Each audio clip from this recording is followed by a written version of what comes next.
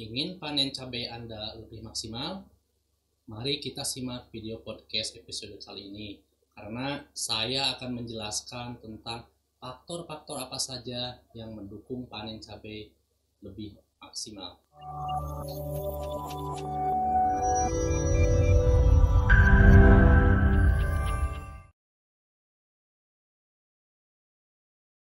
Halo, selamat datang di channel YouTube kami, NPK Mutiara TV. Di channel ini, Anda akan mendapatkan informasi dan edukasi seputar pertanian, khususnya nutrisi tanaman. Tonton video-video kami, jangan lupa like video kami, subscribe, dan pentung tanda loncengnya untuk terus mendapat update dari kami. Halo sahabat Mutiara, jumpa lagi dengan saya Yayan Wiandiana. Jika sebelumnya saya membahas tentang tanaman kubis, nah pada video podcast episode kali ini saya akan mengulas tentang tanaman cabai. Jadi di sini apa saja sih faktor-faktor yang mempengaruhi produksi tanaman cabai untuk supaya hasilnya lebih optimal, sahabat Mutiara. Nah, untuk sahabat Mutiara, selanjutnya jika ada pertanyaan-pertanyaan seputar tanaman cabai, ya silahkan sahabat Mutiara ditulis di kolom komentar. Oke, sahabat Mutiara, sekarang mari kita simak materi video podcast episode kali ini. Nah, sahabat Mutiara tentu sudah tahu namanya tanaman cabai. Ya, cabai ini adalah permintaannya cukup tinggi, ya tentu ibu-ibu rumah tangga itu tidak ada cabai itu ada yang kurang, sahabat Mutiara. Cuman selama ini sebenarnya cabai itu dari mana sih, sahabat Mutiara ya?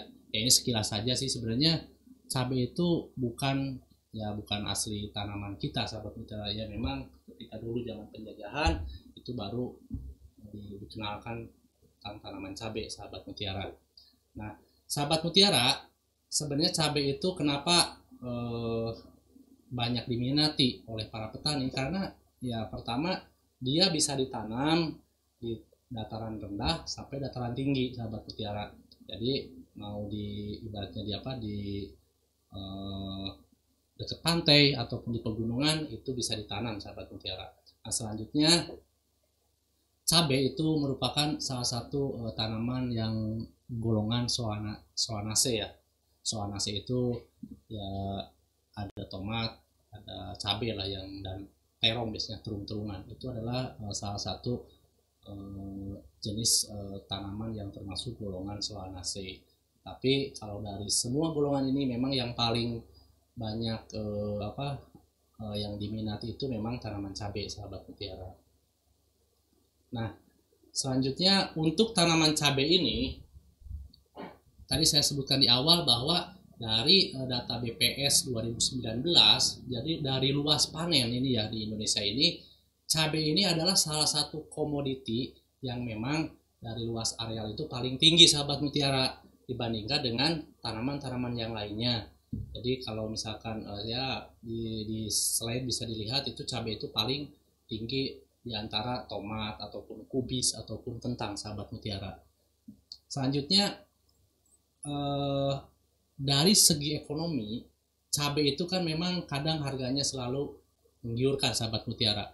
Ya bayangkan cabai itu 1 kilo bisa, kalau harga kondisi di lapangan lagi bagus, harganya lagi bagus, itu bisa sampai 100.000, apalagi kelas cabai rawit. Nah, inilah yang menjadi para petani selama ini menanam cabai itu, meskipun harga murah ya itu tetap tanam. Ya barangkali mungkin di musim berikutnya ataupun di ketika pas tanam itu harganya bisa lebih tinggi, sahabat Mutiara.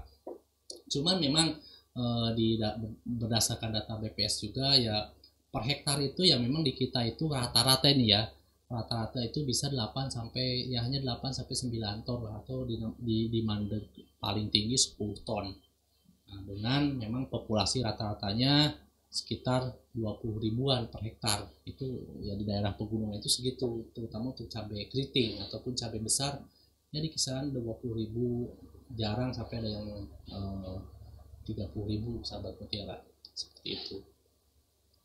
Nah, untuk sentra cabai di Indonesia, memang sentra cabai di Indonesia itu didominasi adalah biasanya paling ya yang lima terbesar itu ada Jawa Tengah, ada Jawa Barat, Jawa Timur, ada Sumatera. Itu ya memang paling banyak penanaman cabai sahabat mutiara. Ini untuk cabai merah ya, cabai merah itu ya ada cabai merah keriting ataupun cabai merah besar. Nah, selanjutnya ini untuk cabai rawit itu cabai yang kecil, ukuran kecil itu yang paling banyak di Indonesia itu memang di daerah masih di Jawa sahabat mutiara, cuman memang di daerah Jawa Timur. Tapi memang yaitu Jawa Timur, Jawa Barat ataupun Jawa Tengah itu masih mendominasi sentra untuk tanaman cabai, tanaman tadi ya cabai merah besar ataupun cabai rawit sahabat mutiara. Nah, jadi dengan melihat luas areal yang memang dominan, jadi memang cabai pun ini sangat potensi untuk dibudidayakan atau dikembangkan. Tinggal mungkin nanti sahabat mutiara bagaimana caranya supaya produksi lebih optimal sahabat mutiara seperti itu.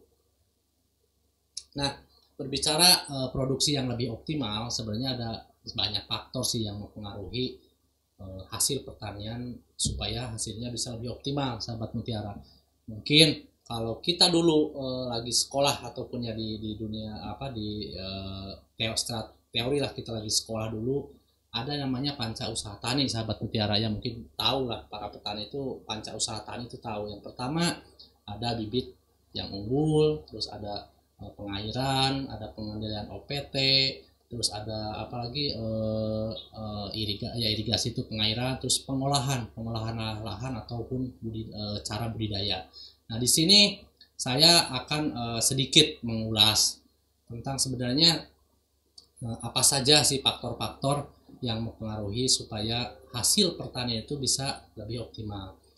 Tentu yang pertama sahabat mutiara atau para petani harus perhatikan adalah varietas. Varietas itu harus benar-benar kita pilih. Jangan sampai kita memilih varietas yang memang hasilnya tidak baik ataupun hasilnya rendah sahabat mutiara. Nah, itu harus dipilih. Yang kedua, kondisi tanah itu harus diperhatikan karena tanah pun tempat tegaknya tanaman itu perlu sahabat mutiara diperhatikan juga. Ada misalkan di tanah itu sifat fisiknya seperti apa, terus sifat kimianya seperti apa, dan sifat biologisnya seperti apa. Karena secara tidak langsung tanah ini sangat berpengaruh terhadap pertumbuhan tanaman sahabat mutiara. Karena cabai itu kan ada beberapa tanah yang tidak cocok untuk tanaman cabai. Nah, jadi harus benar-benar pintar-pintar memilih tanah seperti apa yang untuk diperuntukkan untuk tanaman cabai. Yang kedua, manajemen. Ya, manajemen itu adalah bagian daripada kita mengelola mengelola usaha usaha dari tani kita, pertanian kita. Banyak sahabat mutiara manajemen itu ada misalkan pupuk, ada drainase atau pengairan, bagaimana cara pengendalian OPT, terus sekarang berapa populasi per hektar, ini jelas penting, terus irigasi, terus ada juga bagaimana cara mengendalikan gulma. Terus satu hal lagi Pak mutiara, SDM kita harus kita terus tingkatkan karena sekarang ini kan pertanian itu tidak tetap. Ada teknologi-teknologi yang memang harus kita gunakan supaya pertanian kita hasilnya bisa lebih optimal sahabat mutiara. Nah, yang terakhir adalah iklim. Tentu iklim pun harus perhatikan karena iklim itu berhubungan dengan kondisi pertumbuhan tanaman. Nah, tentu ketika musim kemarau beda perlakuan dengan ketika musim hujan. Nah, seperti itu sahabat mutiara. Jadi minimal keempat faktor ini sahabat mutiara harus perhatikan supaya ya tanaman yang sahabat mutiara budidayakan, ya terutama di sini cabai, bisa lebih optimal hasilnya sahabat mutiara. Dalam manajemen pengelolaan supaya hasil lebih optimal, sebenarnya tadi saya bicara sedikit tentang pupuk ya sahabat mutiara. Nah, pupuk itu adalah satu faktor saja loh, ingat, satu faktor saja yang bisa mempengaruhi pertumbuhan dan hasil lebih optimal. Tetapi meskipun satu faktor, karena pupuk itu berhubungan dengan makanan, jadi ini sangat penting. Karena ketika tanaman kekurangan makanan, tentu produksi akan akan kurang, sahabat mutiara. Ataupun misalkan banyak gejala-gejala defisiensi unsur hara.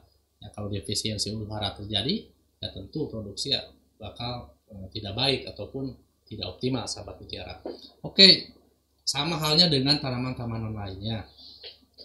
Nutrisi itu yang diberikan itu harus lengkap dan seimbang, sahabat mutiara. Jadi dari mulai pemberian unsur hara makro, pemberian unsur hara mikro itu harus benar-benar seimbang. Jadi misalkan di sini tomat, contoh untuk pembungaan yang baik, tentu asupan nitrogen, fosfat, kalsium, dan ada mikro itu harus terpenuhi. Terus misalkan untuk buah yang sehat, tentu asupan kalium, kalsium, dan misalkan di sini bisa di slide bisa dilihat ada boron. Jadi semua unsur hara untuk tanaman itu harus benar-benar bisa terpenuhi, sahabat mutiara. Seperti itu. Karena kita tahu bahwa saya selalu berulang-ulang menyebutkan bahwa tanaman itu memerlukan 12 unsur hara yang esensial, sahabat mutiara. Ada unsur hara makro dan unsur hara mikro. Unsur hara makro itu misalkan unsur hara makro primer dan sekunder. Yang primernya itu ada nitrogen, fosfat, kalium, sedangkan yang sekundernya ada kalsium, magnesium, dan sulfur. Nah, selanjutnya yang mikro itu ada Fe, ada Zn, ada mangan, molibdenum, dan lain-lain. Nah, semua unsur hara ini wajib terpenuhi supaya hasilnya bisa lebih optimal. Seperti itu, sahabat mutiara. Nah, selanjutnya, kadang kita di lapangan itu pemberian unsur hara makronya sudah terpenuhi, sahabat mutiara. Contoh, sahabat mutiara, nitrogen, fosfat, kalium, kalsium, magnesium, dan sulfurnya udah terpenuhi, sahabat mutiara. Tetapi kadang ada masih ada gejala-gejala, misalkan di pucuk ataupun di tunas yang baru tumbuh itu masih ada gejala kekurangan unsur hara. Nah, ini sahabat mutiara, selain unsur hara makro, sebenarnya ada satu unsur hara yang memang penting untuk diaplikasikan. Nah, di sini biasanya mikro. Jadi unsur hara mikro pun ketika semua unsur haranya terpenuhi, itu memang tanaman bisa memberikan sinyal yang baik ke pertumbuhan. Contoh di slide ini ada, misalkan ini salah satu ya, ketika unsur hara mikronya terpenuhi sempurna atau komplit, tanaman tumbuh dengan baik. Tetapi sahabat mutiara bisa lihat, misalkan aja satu, misalkan kekurangan boron, itu tentu pertumbuhan lebih kecil ataupun kerdil. Seperti itu, sahabat mutiara. Jadi itu adalah salah satu pengaruh hara mikro untuk tanaman, untuk pertumbuhan terutama. Nah, ini misalkan untuk hasil seperti apa? Sama. Ketika semua nutrisi terpenuhi, ini all nutriennya terpenuhi, mikronya makronya terpenuhi dan mikronya terpenuhi, tentu hasilnya pun akan lebih banyak ataupun lebih baik, sahabat mutiara. Tapi coba lihat, misalkan ini kita lihat contoh aja ya, ini salah satu contoh, misalkan kekurangan kekurangan Fe misalkan. Nah, kekurangan Fe itu dari dari hasil itu memang agak sedikit berkurang bila dibandingkan dengan unsur hara yang komplit, sahabat mutiara. Jadi intinya penuhi semua kebutuhan unsur hara makro ataupun mikronya. Ini hanya ilustrasi aja bahwa ketika kita mengaplikasikan unsur hara semuanya lengkap, jadi produksi tanaman cabai pun bisa lebih maksimal, sahabat mutiara. Nah, ini contoh saja, ini salah satu gejala defisiensi unsur hara makro pada tanaman cabai, sahabat mutiara. Biasanya kalau misalkan kekurangan unsur hara makro itu biasanya ada di daun-daun yang paling tua, sahabat mutiara. Jadi daun tua itu daun yang awal muncul ya, sahabat mutiara. Misalkan ada kekurangan nitrogen, ada kekurangan fosfat, kalium, itu biasanya cenderung daun yang paling tua. Biasanya contoh aja salah satu, misalkan kekurangan nitrogen, biasanya daun ada klorosis Terus pada daun tua secara menyeluruh, jadi awarnya korosi lama-lama menjadi kuning. Itu adalah salah satu kekurangan unsur hara nitrogen. Fosfat. Nah, kalau fosfat biasanya pertumbuhan tanaman cenderung kerdil. Terus ada daun yang tua itu ada yang berwarna ungu. Itu hanya salah satu contoh gejala defisiensi unsur hara makro pada tanaman cabai, sahabat mutiara. Nah, ini kalau udah ada gejala-gejala seperti ini, memang harus cepat diagnosa di lapangan itu harus cepat, dan lakukan tindakan yang segera juga, sahabat mutiara. Misalkan dengan pengaplikasian pupuk yang taburan atau kocoran ataupun melalui foliar atau semprot, sahabat mutiara. Nah, selanjutnya ini adalah kekurangan mikro. Nah, kalau mikro ini kan biasanya kebutuhannya sedikit, sahabat mutiara, untuk tanaman itu, karena mikro itu kan kebanyakan dia adalah unsurnya unsur logam yang berat, ada besi, ada mangan atau seng atau zinc atau Zn itu ya. Nah, biasanya sahabat mutiara gampang untuk membedakan tanaman yang kekurangan mikro. Biasanya di pucuk yang paling muda itu bisa kelihatan, biasanya ada warna ya kuning, misalkan di tunasnya itu kuning, ataupun bila tanaman cabai misalkan sudah berbuah, tanaman yang masih muda ada bengkok atau misalkan ada malformasi buah, itu biasanya kekurangan mikro. Kalau di sini kan, kalau di slide itu ada kekurangan boron, itu biasanya malformasi buah pada tanaman cabai yang baru keluar ya, yang baru masih kecil gitu, sahabat mutiara. Nah, kalau kekurangan hara mangan atau zinc biasanya itu di pucuk yang masih muda, sahabat mutiara, seperti itu.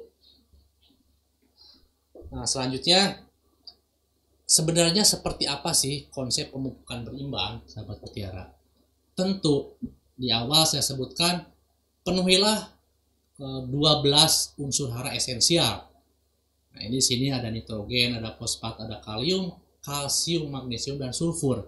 Terus ada unsur hara mikro tambahannya, ada Fe, ada Mn, ada Cu, ada boron, dan ada molybdenum.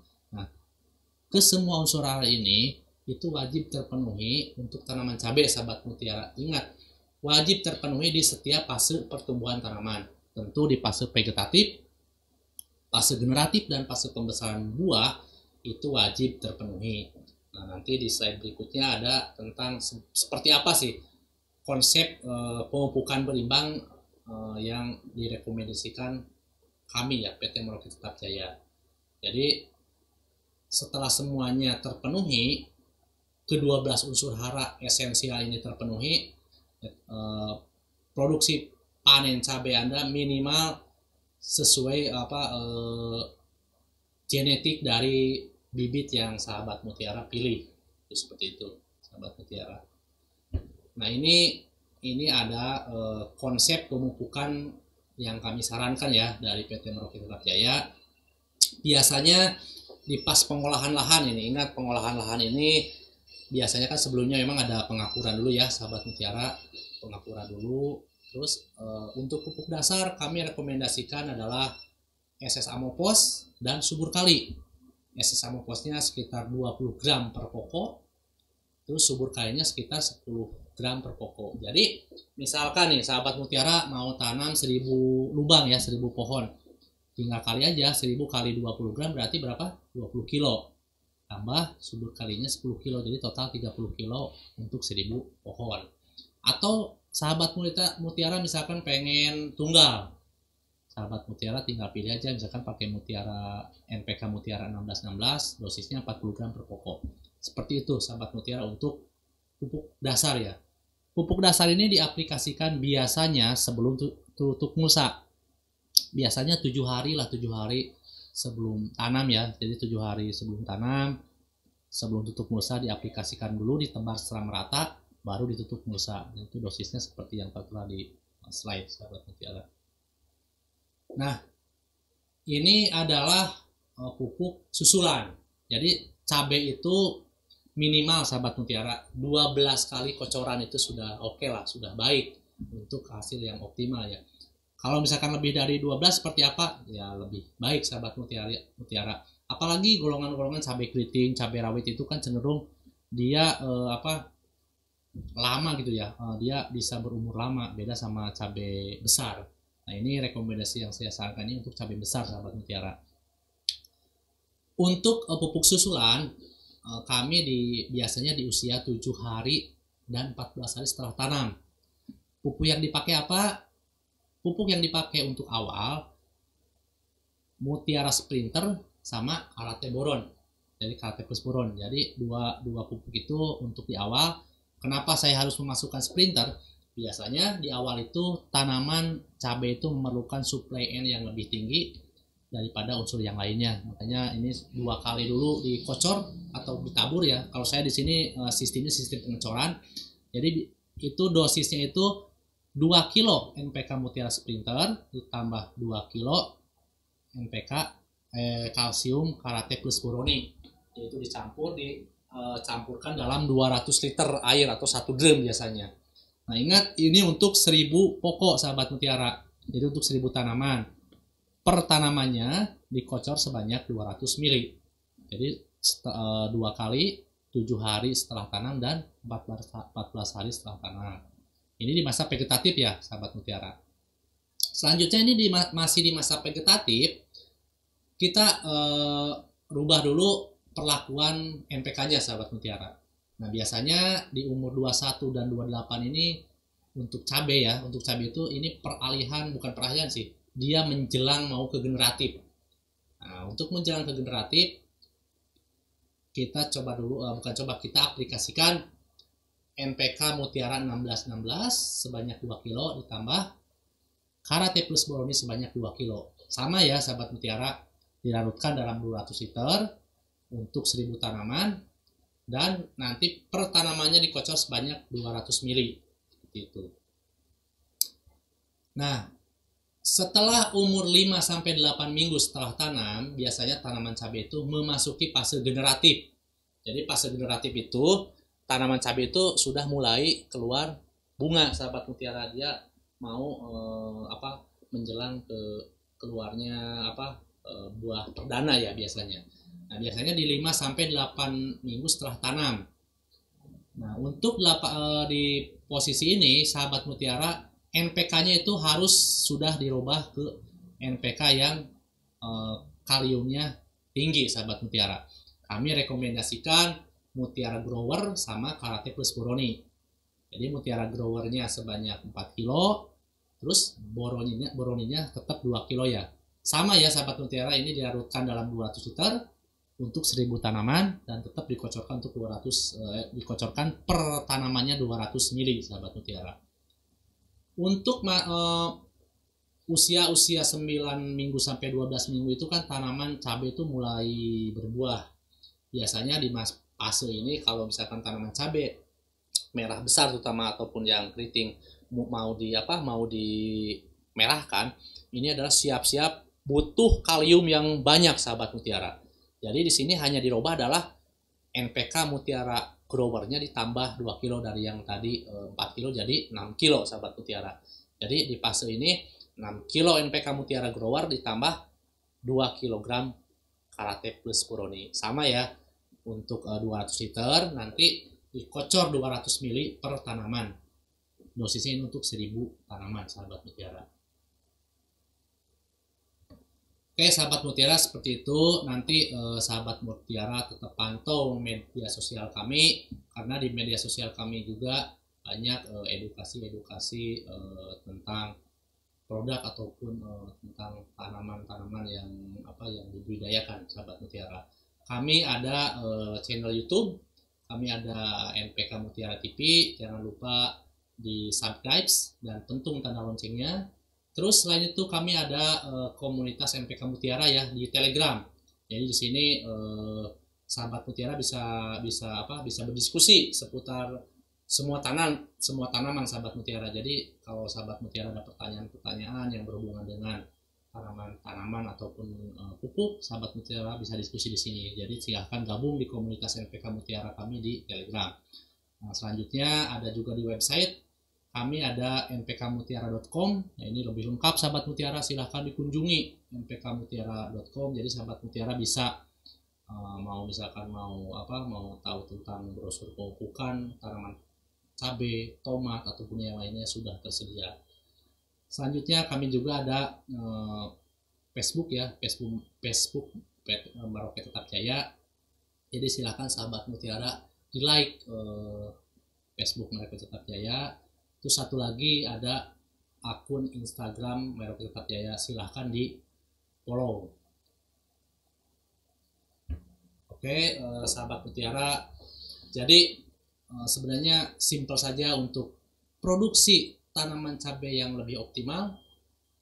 Ya intinya satu, penuhi kebutuhan unsur hara untuk tanaman cabai. Yang tadi ada 12 unsur hara esensial itu ya wajib sahabat Mutiara diaplikasikan ke tanaman cabai sahabat Mutiara yang dibudidayakan ya, supaya hasilnya lebih optimal. Tentu kalau misalkan sahabat Mutiara hanya parsial saja, tidak memenuhi semua unsur hara yang diinginkan oleh tanaman cabai, ya tentu hasilnya pun bakal ya tidak optimal juga sahabat Mutiara. Oke, seperti itu. Oke sahabat Mutiara, bila video podcast ini dirasa bermanfaat, silahkan di-share sebanyak-banyaknya supaya ini menjadi motivasi kepada kami untuk bisa memproduksi lagi video podcast yang lainnya sahabat Mutiara. Sahabat Mutiara, jangan lupa juga silahkan di subscribe YouTube kami di NPK Mutiara TV dan pentung tanda loncengnya, jadi supaya sahabat Mutiara tidak ketinggalan informasi-informasi atau update video podcast kami yang lainnya. Oke sahabat Mutiara, jaga jarak, selalu pakai masker, ya intinya jaga kesehatan sahabat Mutiara. Sampai jumpa, salam Mutiara.